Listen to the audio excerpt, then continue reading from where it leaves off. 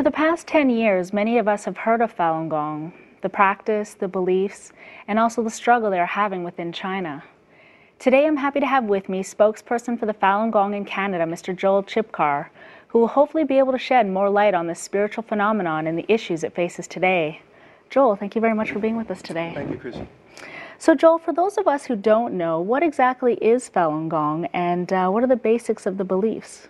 Well, Falun Gong is what's called a full cultivation practice for the mind and the body.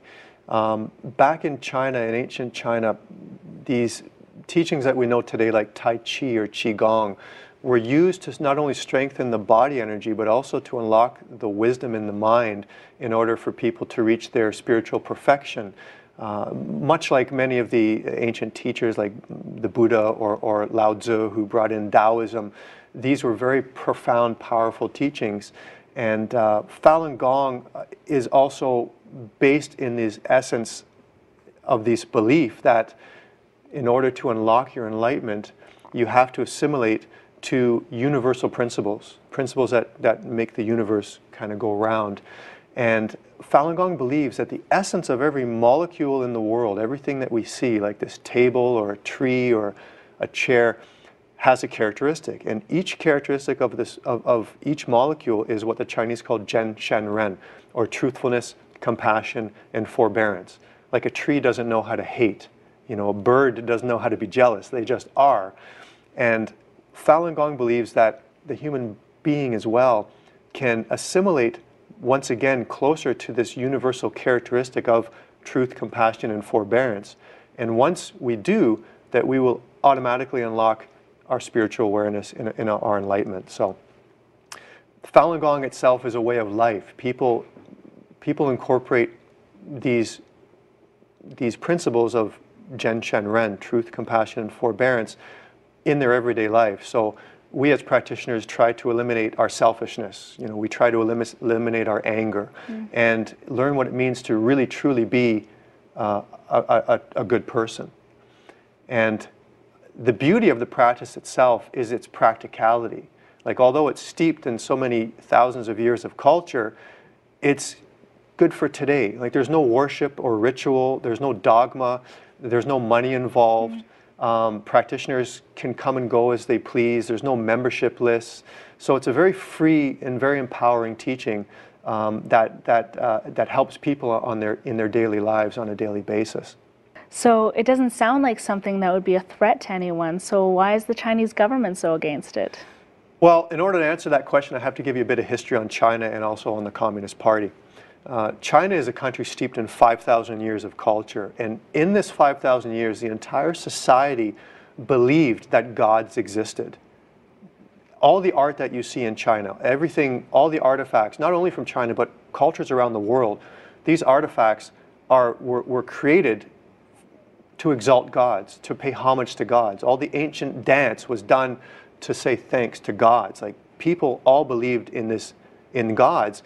And with this came tremendous faith and tremendous spirit. People had spirit and faith and power. When the Communist Party came into China, it was Mao Zedong and his gang who imported communism from the West into China, and basically, through a violent campaign, initiated this new communist teaching into China. And with it came the number one principle that in order to suppress the people, you have to eliminate their spirit. You have to kill their spirit. You have to eliminate their faith. And this is exactly what the communist government did. In 1966, they started what was called the Cultural Revolution. And in the Cultural Revolution, they basically eliminated in people's minds that gods existed, that gods did not exist, and that the Communist Party was God, that the Communist Party could control heaven and earth, and the Communist Party was great, glorious, and correct. So you don't need a God. All you need to do is put your faith in communism, in the Communist Party. And I'm not making this up. This was actually in the Communist Manifesto. So in this time, from 1966 right up until the end of the mid-70s, the communist government eliminated people's faith by violent campaigns, by destroying hundreds of thousands of temples and shrines, and by indoctrinating in people that there is no such thing as God. So now you have inside China a very atheistic faith, a very atheistic society, which, who have their religions. They have Buddhism and Taoism and Christianity. But these religions are forced to swear allegiance over the Communist Party, over their belief in God. So every religion in China today is controlled by the Communist Party. If you're not, then you're banned a heretical organization and you're persecuted. But when the Cultural Revolution ended in the late 70s, the government started getting concerned because after eliminating the faith of people, they started to get sick. They started to get diseases. It's a very common principle that if your mind is peaceful, your body will follow. If your mind is plagued or if you have no faith, you're going to start getting sick. And in the 1980s, the communist government started letting back into China some of these spiritual treasures from the past, like Tai Chi and Qigong, that used to be full cultivation practices for the mind and the body, but now they were only for healing and fitness. They were only for the body. So the regime did not allow the spiritual aspect, they only allowed the physical aspect. And in the 1980s, you had a huge Qigong boom, and millions upon millions of people started to practice Qigong and started to become fit. In 1992, the founder of Falun Gong, Mr. Li Hongzhi, debuted Falun Gong into China. And Falun Gong once again brought not only the exercise regime to help healing and fitness, but also the cultivation practice for the mind. So he brought back into China the full cultivation practice of mind and body.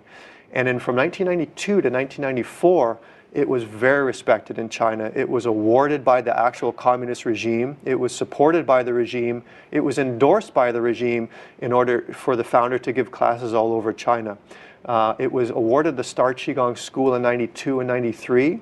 And the Public Security Bureau, which is like the FBI, congratulated Falun Gong for bringing back the crime-fighting virtues into society. Wow. It spread across China faster than any spiritual teaching in history, until 1994 came around. And when 1994 came around, the communist government approached the founder and they said, we want to start charging money for this teaching because it's so powerful. We want to start charging money because it's popular. And the founder said, no, this is a cultivation practice. It's for the spirituality of the people, and it's not to be capitalized. It's not for sale. So he distanced himself from the arm of the communist government that was kind of overseeing Tai Chi and Qigong.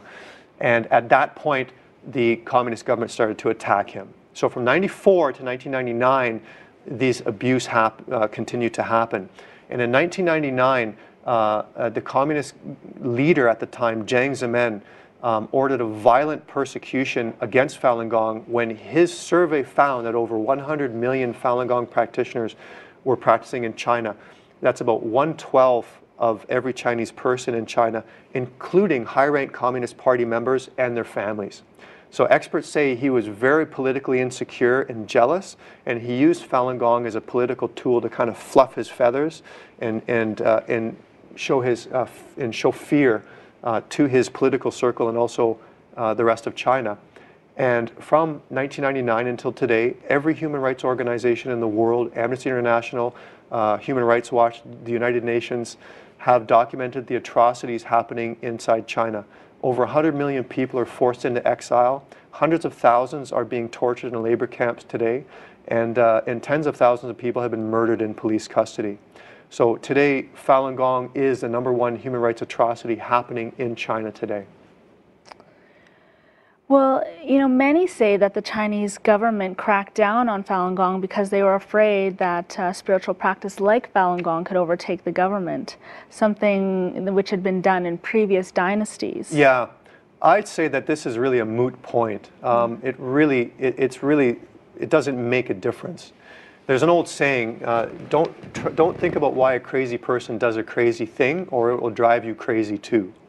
The issue is, whatever the excuse the Communist Party came up with, there is no excuse for the murder and torture and defamation of millions of people just because they choose to practice their faith of choice, or just because they choose to stand up to protect not only their Chinese constitutional right to believe in their faith, but also their human right to believe in their faith.